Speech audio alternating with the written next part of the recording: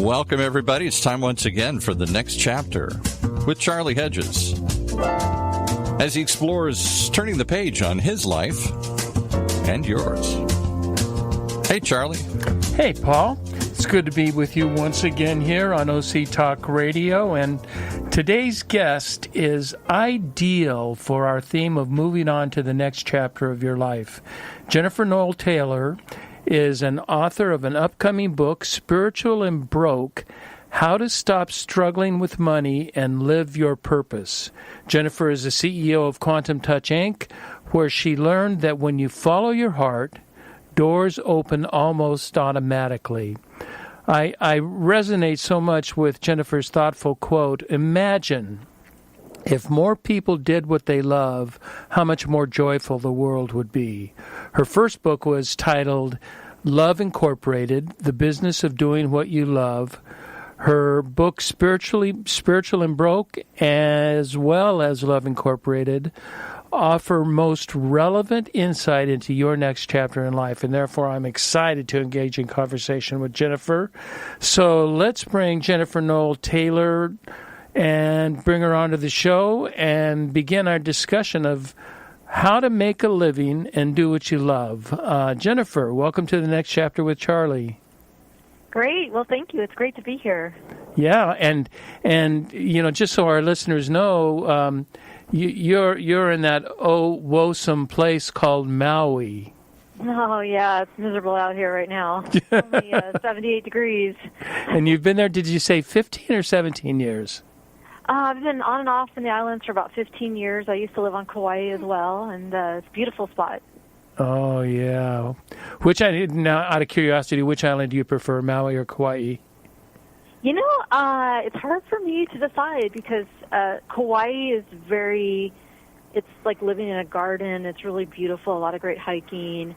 Maui, there's a little more to do, but I don't find the nature quite as accessible, although some may disagree.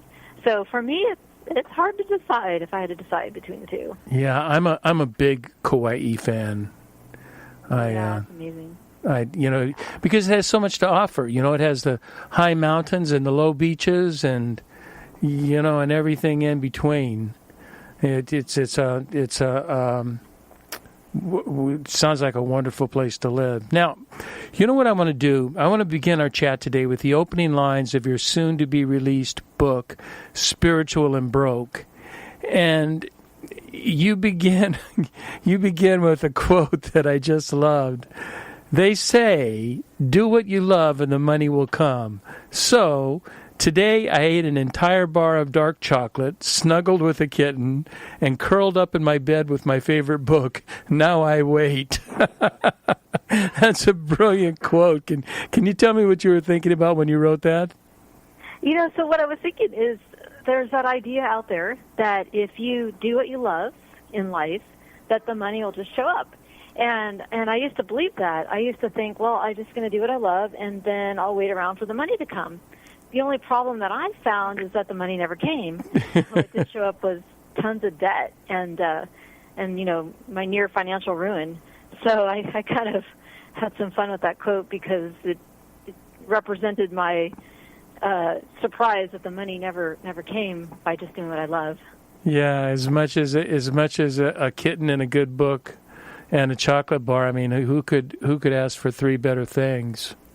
I love that. Now, in your book, I read the first couple of chapters of your book because the book's not out, so I just got a preview of it.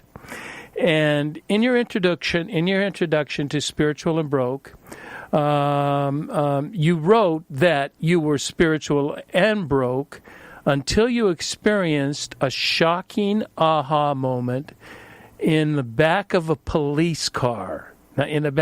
Now, Jennifer, that cannot go without an explanation. Well, okay, so a lot of times out of great, let's say, tragedy, we learn some of our deepest lessons. So the way I ended up back there is out of a really big tragedy, but it brought me a really big lesson. And what happened was, so somebody broke into my house in the middle of the night. I was in my house sleeping, And, he was intending to steal stuff, it looked like, so he came in and made it into a robbery. And then it turned into more. It turned into like a sexual assault. And it was horrific. I mean, it's a horrific experience.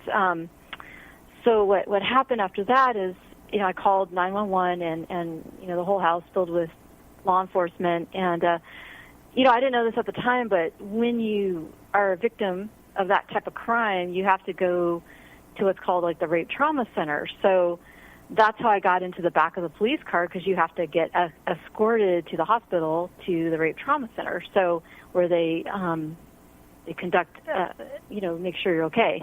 So anyway, so I was sitting back in that police car, and, my life had just pretty much fallen apart. I just was kind of lost. Like, what do you do after, it's almost like, what do people do after extreme tragedy? I was in shock, and I was just kind of, just didn't really know how to handle the intense amount of emotions. Oh, yeah. Yeah, so I was just sitting back there, and I was also mortified. I mean, the last thing I wanted was a ride in the, it's a place usually reserved for criminals.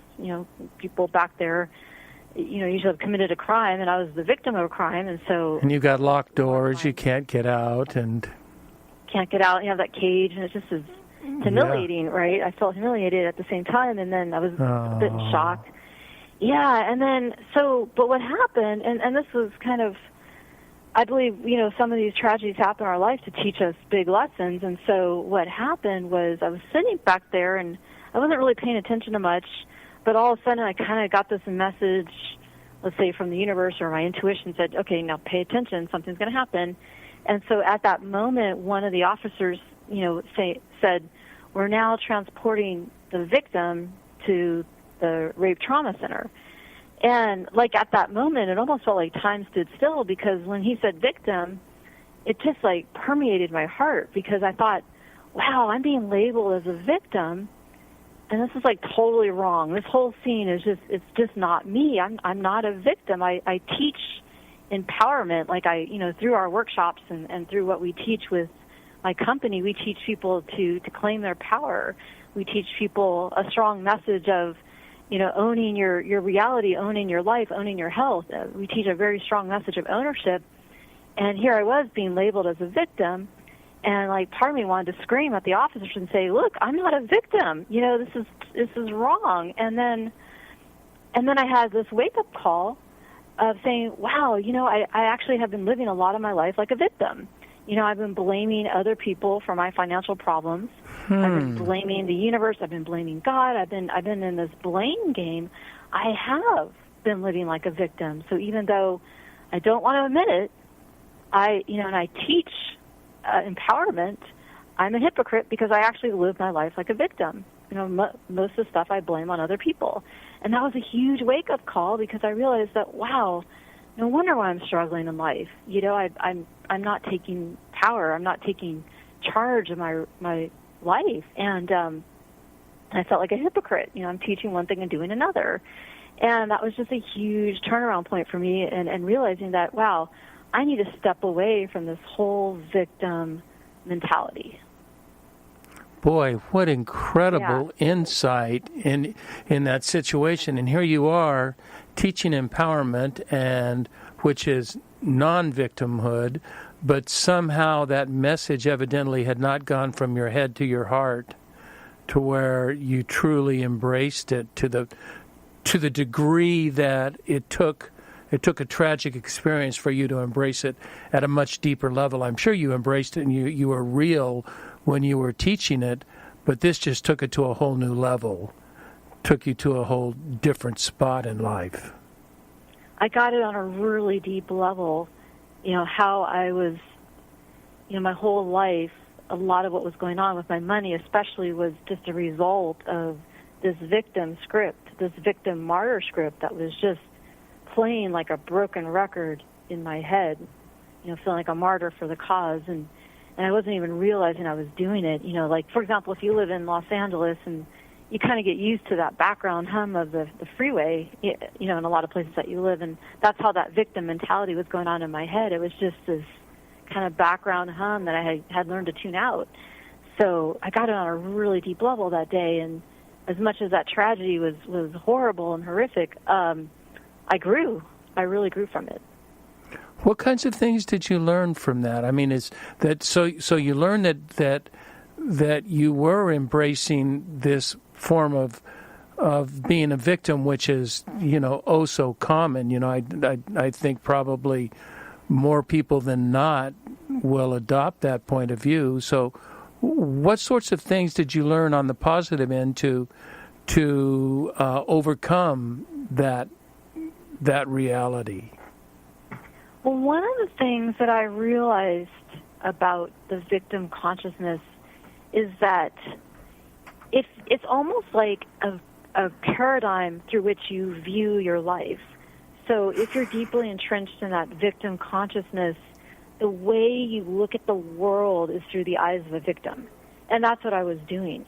And so what was happening is, because that was my paradigm, because that was my approach to life, I wasn't seeing solutions.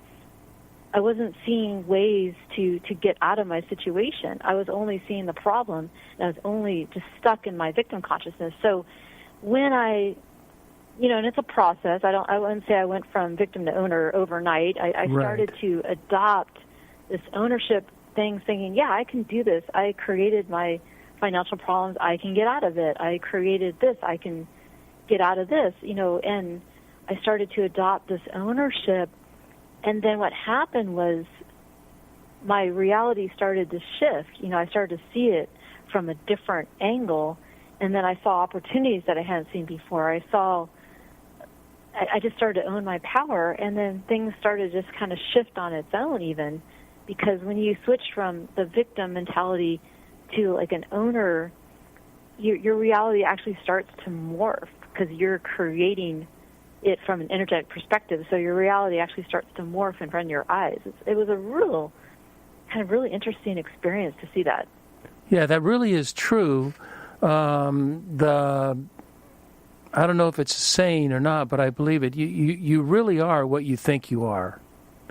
And if you think you're a victim, that is who you are. I mean, it takes over and it becomes part of you. But if you think you are an empowered person, you begin to think that way, and you begin to think more positively, and think, what can I do to alleviate the pain or to get myself out of a certain situation? But it is a belief process. Is it not a belief in who you think you are? I believe it's a belief and an emotional energy that we project. So with your belief, you also, like your heart is projecting a certain energy into the reality. Because you believe you're a victim, you're projecting that from an energetic standpoint as well into the reality. And the reality will reflect back to you what you believe.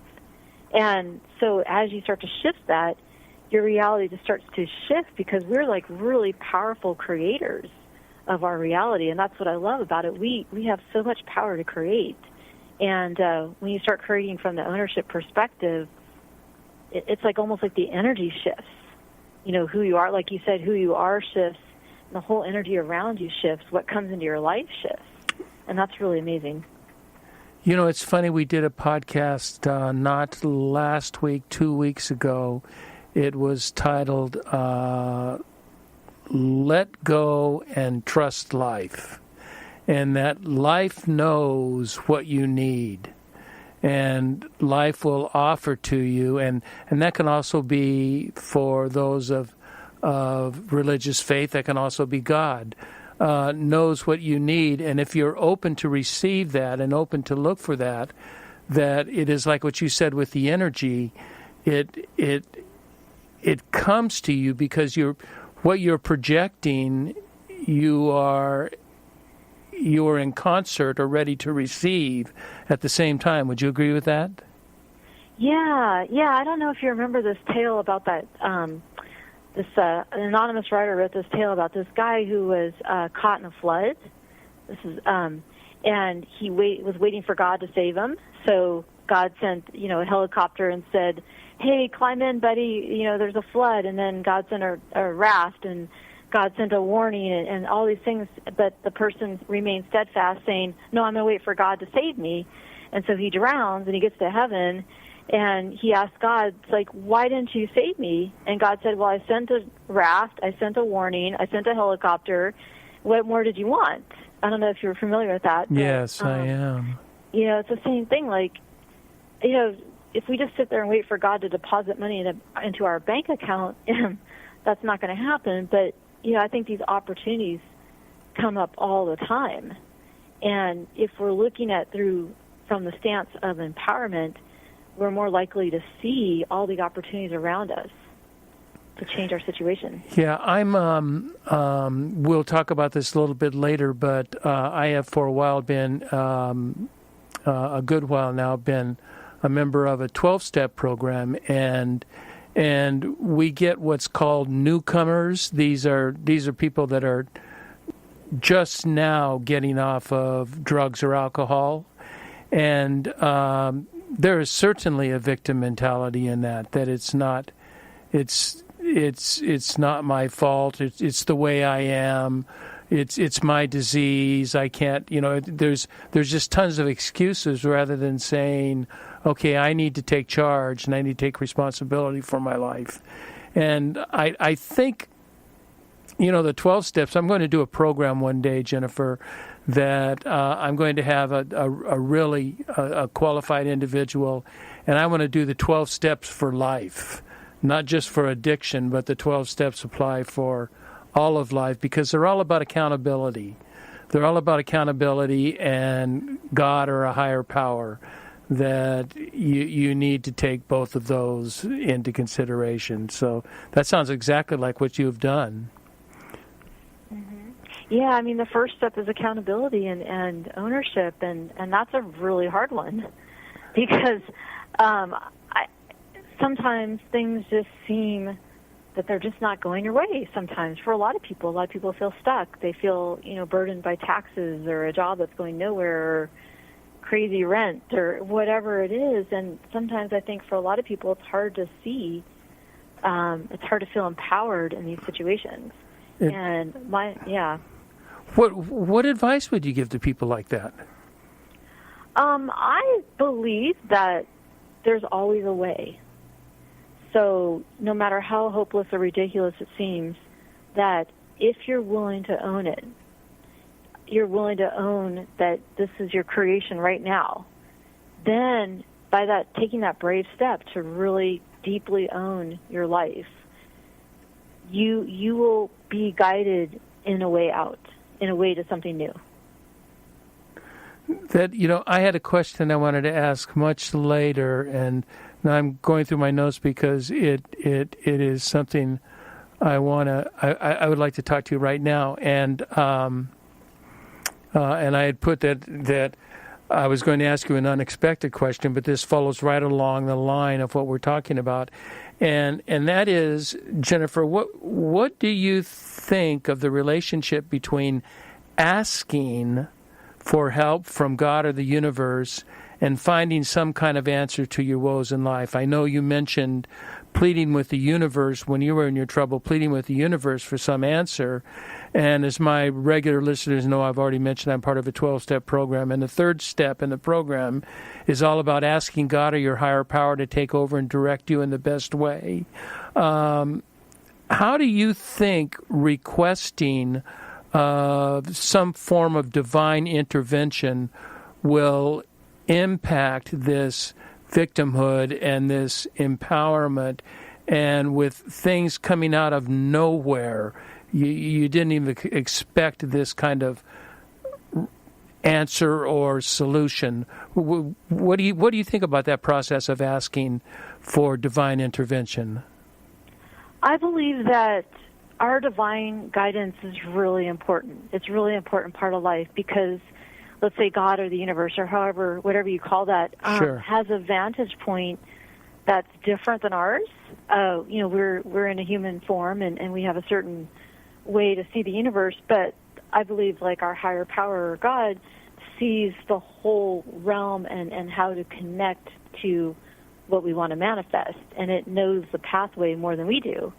So if we can take ownership and then ask for guidance of the next steps to creating, let's say, getting out of debt or fixing whatever it is that's going on, we will be guided on a step-by-step process to move to the next thing that we want to do. And I know this works firsthand in my life, and it's the willingness to listen to guidance, and it's also the willingness to take ownership and get out of that victim. I like that. I like the verb you used when that I read in that you didn't ask, you pleaded for help. There's a difference between asking and pleading. Pleading sort of connotes that I am at my wit's end. I cannot go any further this way. I have to find a different kind of solution, and I don't know where else to go. So I'm going to some sort of higher power, no matter what that is, to give me insight, opportunity, willpower, all sorts of things. But I liked your word pleading. I think it does come to. That's almost like a hitting bottom, isn't it? Where when you recognize that you were a victim, it's almost like hitting bottom. Yeah, when I, as a victim, when I was in the victim mode, I would plead for guidance as a victim, right? It's like, God, just fix it. I don't want to do anything. I'm a victim. I'm powerless, but you can fix it.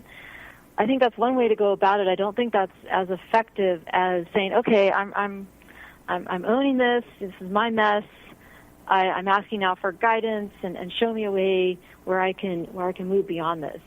So to me there's a difference between, okay, God, just fix it, and I'm going to lay on the couch and turn on the TV and wait for you to fix it, because I don't think it works that way. I don't think God just fixes us. I think we have to learn how to follow our guidance and take action. It's a hand-in-hand process. Yeah, it's a co-creation. Yeah, exactly, a co-creation, yeah. Exactly.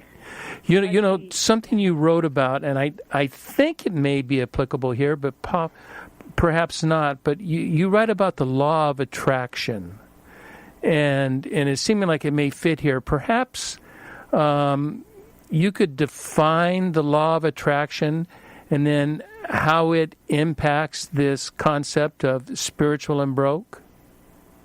Sure, yeah. So the law of attraction is the belief that like attracts like. And on a deeper level, if we look at the quantum level, the reality is just all energy. It's just a sea of energy. So, for example, I'm just energy. My chair is just energy. It's a realm of potentials. And then when we observe the reality, we're projecting our energy into the reality, and it takes form. And I think this is poorly understood. I mean, even quantum physicists don't quite understand the interaction between the mind and matter. I know it's a question that I've studied for ages, but what I've come to the conclusion is that the reality, the world around us, responds not just to our thoughts, but the energy that we're actually projecting into the universe. So, for example, I'm kind of harping on this, but if we're projecting victim, the universe is going to continue to give us things that, confirm our belief that we're a victim. And your reality is just going to get worse and worse and worse. If we're projecting ownership and I got this and I trust the divine flow, the reality is going to reflect that back to us.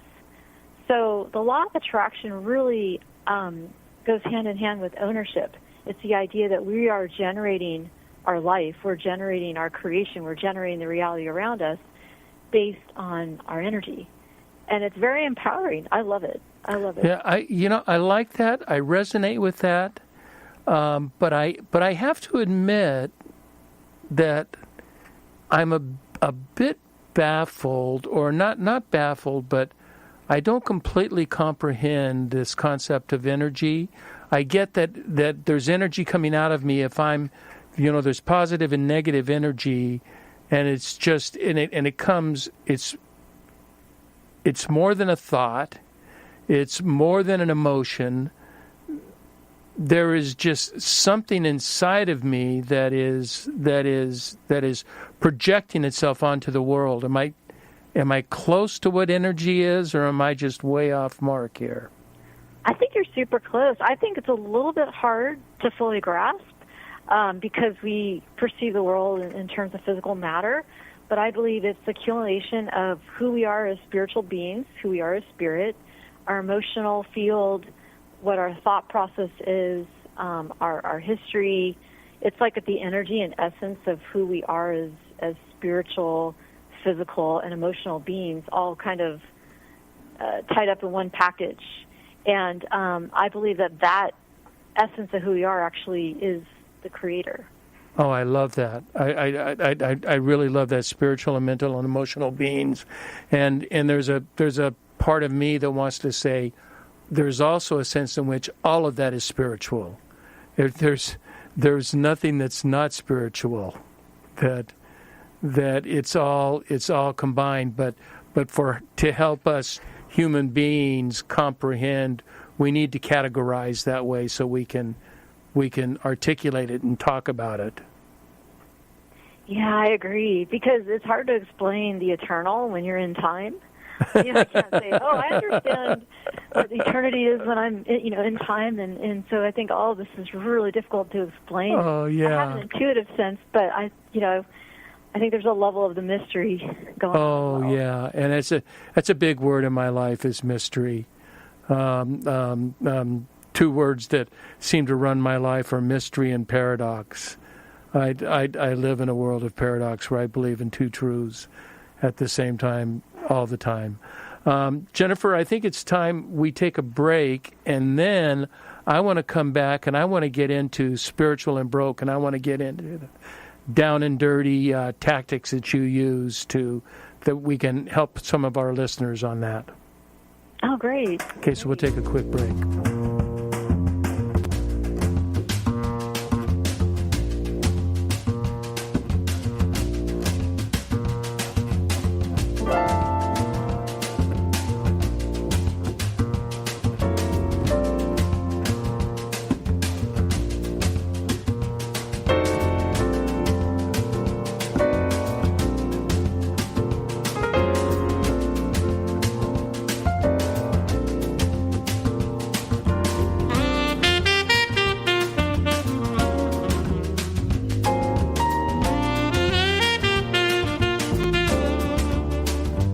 Hi, this is Charlie Hedges, and you're listening to The Next Chapter with Charlie, and my very special guest today, Jennifer Noel Taylor, who is quite a fun interview, and we've talked a lot about what you think of yourself and how you can create energy that sort of permeates the universe and permeates the divine, and whether it's positive or negative, and it will come back or will reflect back onto you and give you a positive life or give you some troubles in life. And I think I totally inadequately explained what we talked about, but because we covered so much. But Jennifer, what I want to get into is that you weren't always the successful woman that you are now, and the confident and sort of woman who has a clue what she wants to do, because you wrote that you were once in a place where you got a computer degree from St. Louis. St. Louis. What am I forgetting? Cal Poly? Cal Poly, yeah. Mm-hmm. That you got a degree in computer science from Cal Poly, and you became a computer tech and hated the hell out of it. And then in the process of being a computer tech, you found yourself $135,000 in debt. But you managed to take care of it. You describe in your book, Spiritual and Broke, as a step-by-step guide to financial and spiritual abundance without feeling deprived. Is your step-by-step a complicated process, or do you offer a handful of basic principles that are foundational to your process? My process is super simple. I love super simple. I'm really into simplicity in life. So basically, when I'll start from the beginning a little bit. When I got my degree in computer science, I started working as a software developer. And as you said, I hated my job. And I started, asking the question, what's my life purpose? What am I supposed to do here? It's certainly not computers. How old were you at this time? In my 20s. Okay. Yeah, so basically, I felt really drawn to study body work. And so after work, I went to different massage schools. I studied body work, and from there, I really got into energy healing. And then, and then I got a message, let's say from God or the universe, saying, energy healing is your life work. And I think really? Many people, yeah, and it's really interesting. I think many people have an idea of what their purpose is and what their life work is, but yet it may seem a little bit crazy, because that was my response. I'm like, wow, energy healing is my life work, and that is totally insane. Nobody makes money doing that. So that was my response to the whole idea that energy healing was my life work. And but honestly, I couldn't help myself, and I describe in my book through a series of magical synchronicities, I ended up running Quantum Touch, which is, my career right now, which is the energy healing modality. And what the surprising part for me was when I quit my, reliable, well-paying job as a software developer, went into energy healing. I've got into financial trouble. I ended up with $135,000 of debt, and just struggling to make ends meet, and just not making it. That's a lot of debt in your 20s. That's a lot of debt. Yeah, and that actually started to get in my 30s with just carrying that debt in my 30s. And the interest alone, my credit card was maxed out at $35,000, and my interest was $800 a month. It's kind of like rent. And so that's all you can pay is interest. Yeah, you're paying down the interest, but then sometimes your card gets bumped up over the limit because you can't quite even pay down the interest. And anyways, it's just a big disaster to have that much debt. So it's a racket. It's a terrible racket. It's horrible. And it I felt pretty hopeless about it. I'm like, there's no way I'm paying this off. I should declare bankruptcy. That was my thought initially. Right. Of course. Yeah. And then the first step really is really that ownership piece, because without that, you can't go any further. So that's my realization that instead of feeling like a victim to my debt, or that it's hopeless, or there's nothing I can do, I'm always going to be paycheck to paycheck, taking ownership and saying, all right, I can do this. I can get out of debt. It is possible. Believing that you can do it is the first step. Committing to doing it. So that's really where that's a big. It's a daily process to really own that. Yes, you got yourself into this debt. You can get out of debt. That's a huge process. That means you're taking accountability. Yes, huge amount of accountability. And so I spent a lot of time in my book describing this, because I think until that piece really comes to fruition, until you really take ownership on a very deep level of your financial situation, it's really hard to get out of debt. And I didn't start getting out of debt until I took ownership. So step number one, ownership. And then one of the things about ownership is the recognition that you're responsible for every penny you spend and every penny you make. You can change how much you spend and how much you make.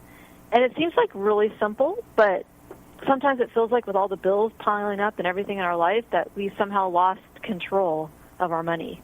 Right. I don't know if you ever felt that way, but that's how I felt. Like, yeah, that despair. Yeah. So that ownership piece of, wow, I spend this much money and I make this much money, and all I need to do is tip the balance so that I'm living below my means. Either increase the means or lower expenses. And the hard part about this is that lowering expenses for a lot of people feels like a diet. Whenever I tried to do a budget, I usually crashed and burned because I could never stick to it because I felt like I was depriving myself of life. Right. Like, how can I stick to this budget? I can't do it. And so I had to go through it with a different technique because I was always spending more than I made. So obviously my approach was, you can't get out of debt if you're spending more than you make. Even if you make a lot of money, I was still somehow always managed to spend more than I make. Yep. So, yep. Yeah. And it's isn't that part of the American motto? Yeah. So what did you do? I'm really curious what you did creatively about this. Okay, so I recognize that budgets don't work, so I tried that for a little bit. Then what I did was I did something really weird, but it kind of worked. I started really clearing out all the clutter in my life, like looking at including closets, but also just, for example, I cleared out all the files for our business, and in that process, I started to find and discover things about myself and my business. And the first thing, I'll give you an example, as I was kind of clearing out all the clutter with our file system, I discovered a bill that I didn't know what it was for, but I was just paying it every month. And I started, I should probably investigate this since I'm blindly paying it. And I called the company. I said, I'm not sure what this bill is for, but I've been paying you for the last 5 years. And the company said, yeah, it was for an internet connection at an address. And I had moved out of that place 5 years ago. And I'm like, wow, I'm still paying for internet there. That is fascinating. So I realized that my life had become way too cluttered to even track what I'm doing. So that was the first step, and it took quite a while, but cleaning out, going through your files, looking at your credit card statement, understanding where all the money goes and what you're doing, and cleaning out what you don't need. Not only can it cut back your expenses naturally, the other thing I discovered is my spending habits. So I recognized that, like a lot of people, I have what is called a gazingas pen in my spending habits, meaning that this term is coined by the book Your Money or Your Life. A gazingas pen is something that you habitually spend money on that you don't really use, need, or want. It's just habitual spending. And I had a lot of these. Because let me just take a side here, because there is take an aside, not a side, take an aside, and that is in moments of call them depression, but in sort of down states, there is nothing like buying something to make you feel better. Until a day later, and then you have buyer's remorse. What was I thinking? How did I think that was going to possibly solve? But there is something about buying something that makes you feel better, whether you need it or not. Mm-hmm. Yeah, and and I realized too that it's like emotional spending, like emotional eating. A lot of people, including me, you're upset, and the first thing you want to do is reach for that pint of ice cream or whatever it is that. Oh, now wait a minute. Right? You're going from preaching to meddling here. Don't be talking about ice cream. I'm 10 pounds overweight, and it's completely due to Yogurtland. I see. Yeah, it's so easy. Well, mine is chocolate.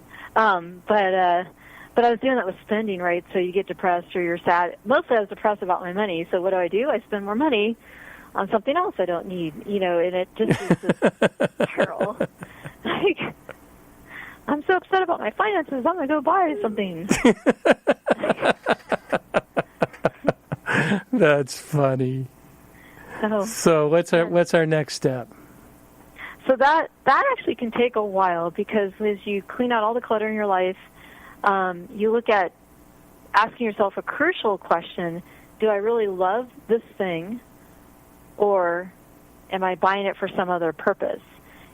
I believe that if everyone only owned what they really love, we'd all own very little. How much stuff in our life do we own that we don't love? And I started asking myself this question every time I bought something: is this something I love, or am I just buying it for some other reason? And you'll be surprised at how well you can naturally cut your spending by just reflecting on, am I purchasing something I love? Oh, Jennifer, you're so right there. You know, my house, people say I have an uncluttered house. I think I have a very cluttered house, and I have cluttered closets that I just don't get rid of things. There are so many things that I don't use. I have clothes I haven't worn for 6-7 years, yet I still keep them. Yeah, it's amazing. You know, it's amazing that, I'll give you an example, personal example, that for me, okay, so I would go and buy makeup, like tons of money. You know, makeup's expensive. Yes. Yeah, so I would go just because I thought, well, I want approval of others, and everyone's supposed to wear makeup, so I'm going to wear makeup. I'd go buy it, I never use it. And so I have hundreds and thousands of dollars worth of all this makeup, and I'm like, why am I buying this? You know, it just, you know, and I came to this kind of realization that I was purchasing it to win the approval of other people, not because I personally liked wearing makeup, but because I was trying to fit in. So when I had that realization, I'm like, wow, how much stuff do I buy to try to impress or fit in or you know, make me more attractive to men or whatever it is. Sure. And it's tons, hundreds and thousands of dollars. So, you know, giving yourself permission to just buy what's true to yourself rather than trying to buy stuff for other people. And I like to say, am I buying something that I love or trying to buy love? And oh my goodness, you are full of great little quotes here. Am I buying something that I love, or am I buying love? Buy love, yeah. Yeah, which is not really possible to buy. Attraction may be possible to buy, but love is not possible to buy. Yeah, and it's that misplaced desire for acceptance and approval and love that can eat into your spending habits. And, you know, and what's your authentic truth versus what are you trying to do to impress other people? And I was certainly guilty of that. Okay, so we've got accountability. We've got buying only what you love and reducing, you know, understanding your buying habits. Mm-hmm. And sort of making a transition of buying instead of buying for the sake of buying or make it for the sake of someone else or the sake of feeling good, buying only what you need. We have a third one that follows that?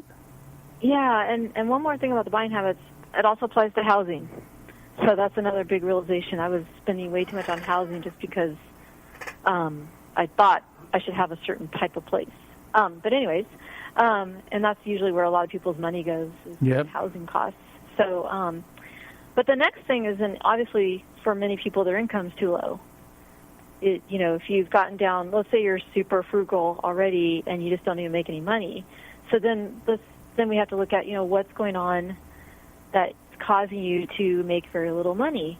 And in my estimation, and with talking to people, I feel like that typically boils down to self-worth. It's kind of the opposite. It's self-worth packaged in a different format because, you know, trying to buy love is self-worth, you know, trying to improve your worthiness through buying love. But this is the other side of that coin, is feeling unworthy and then not asking the universe or your boss or your clients what you're worth, you know, what your services, what you should be charging for your services to get ahead. And, you know, I used to undercharge to the point where we were going to go out of business because I was too afraid to raise prices because I felt like unworthy on some level. And a lot of people do this. They either feel that they don't deserve more money, or they don't feel comfortable charging fees for their services. If like you do, you know, energy healing or you work with clients, I think a lot of people tend to undercharge for that. And I felt like it all ties back into feeling unworthy of money. This really applies to your concept of energy as well, doesn't it? Yes, because a lot of people confuse what I feel when you have clients or you're working. is your goal is to provide value to people that are working with you. And I think a lot of people, including me in the past, have tried to confuse that with using your income source to prove your worth. And when those two get confused, what happens is it usually goes into undercharging, not charging at all, giving things away for free, that whole line. And then clearly, like, if you're not making any money, you're not going to get out of debt either. So, I did the same thing as a consultant. It was forever before I raised my prices, and I was a successful consultant. I had plenty of clients. I had more clients than I could handle, and I could have easily raised my price. I might have lost a client, but the money that I would have made by raising my price would have been worth losing a client, because I would have made the same money or more and had fewer distractions. Mm-hmm. Yeah, I think that's that's people's fear, or that you're going to lose too many customers. But the other fear is saying, like, well, I'm not perfect, so I shouldn't charge very much. Like, I'm too fat, or I don't have $1 billion in the bank, or whatever. I'm not perfect, so I'm going to undercharge.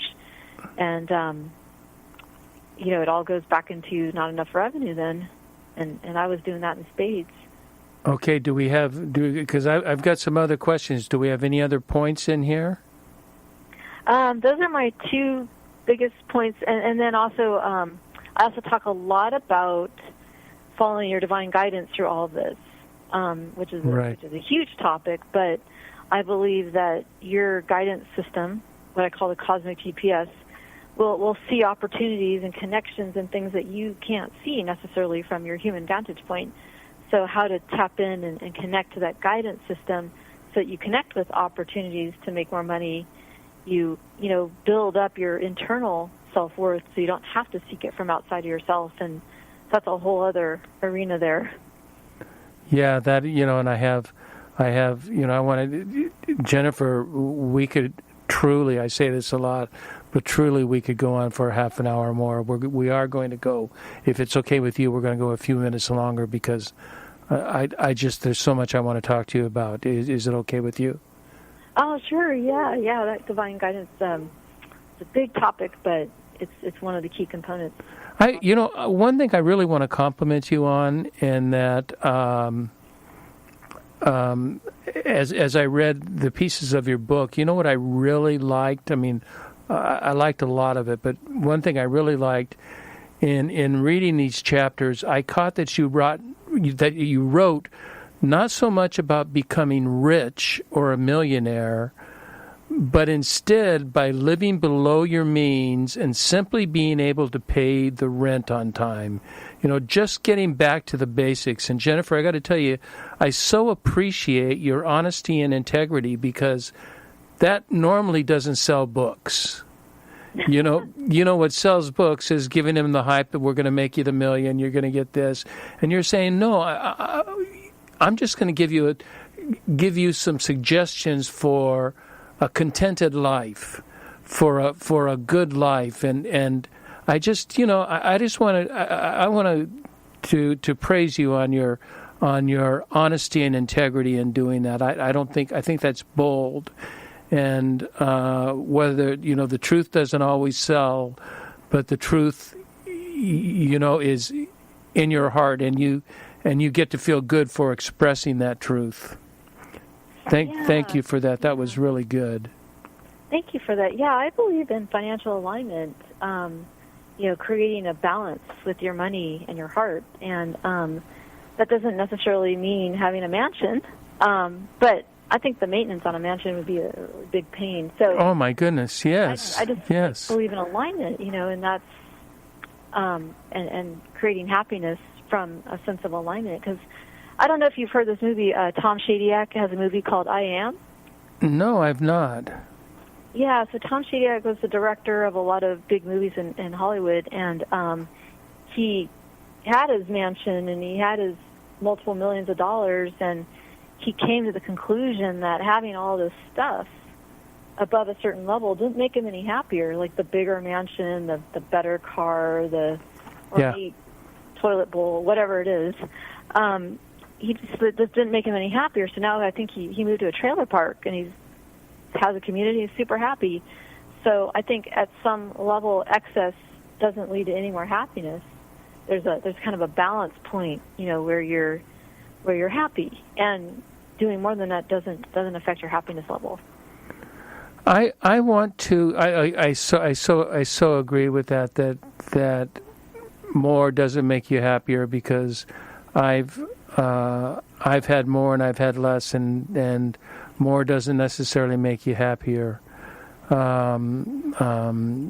It gives you more opportunity for different things, but they're not always deeply. They don't resonate with the deep parts of your soul that you are created to do. I would like to wrap up our time here, and I'm debating, because I wrote so many things I wanted to talk to you about, and I'm debating which one I want to talk about, but I think I'll go here, and that is, one of the things that you do is that you combine with your company, is that you combine spiritual and financial abundance, that they're coexistent in the same process, and I think that's really important, because to me, wealth created by money is meaningless unless you also are finding wealth in your soul. And I've told you my personal belief system, but I'm open to all belief systems. I'm not judgmental of any belief system. This is, each of us have our own, and mine is what I call very progressive Christianity. I mean, I think I told you over the phone before, I'm probably the only Christian that has a shaman as a spiritual guide. That those don't normally go together. But in our Christian belief system, there's one of the tenets that I call the poverty of financial wealth. And I think that there's a truth for all searches of divine mystery, that no matter the journey, that spiritual wealth is equal to or even more important than financial wealth. Would you agree with that? Mm-hmm, because you can't take this stuff with you when you die. So really living life from the heart is your spiritual currency, and then all this stuff that you own and buy in your bank account, it's gone when you die. Again, you keep using terms I've never heard anybody use. Your spiritual currency. I like that. I need to be taking notes, and I'm not taking notes on all these ones. Maybe I'm going to have to read your books. You keep saying things that are so wonderful. Let's see. That's. I think we really are running out of time, and you have been such a delightful guest on the show, and so insightful, and Jennifer Noel Taylor, I want to thank you so much for joining us today. Great. Well, thank you. I really appreciate being on the show. You're a wonderful, wonderful host. I really appreciate you. Thank you. And would you do me a favor? Would you stay? We're gonna go through a closing. Would you stay on the line just a bit afterward? Oh, sure. Yeah. Okay. And I also, as always, want to thank all our listeners for tuning into The Next Chapter with Charlie. And be sure to check us out at our website, thenextchapter.life. And until next, this is Charlie Hedges signing off. Bye for now.